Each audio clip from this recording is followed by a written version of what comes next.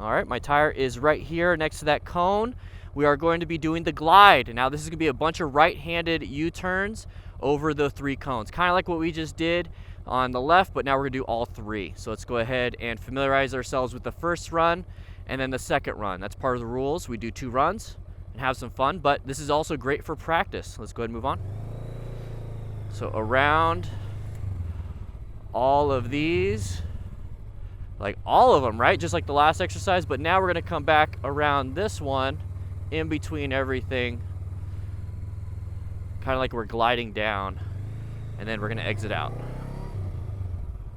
Okay, very nice.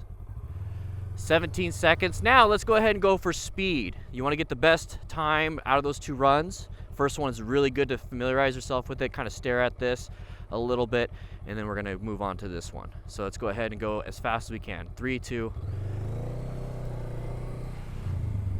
The more you practice, the more you're gonna understand the drills. When it gets to the harder ones, you're gonna have to memorize these really well.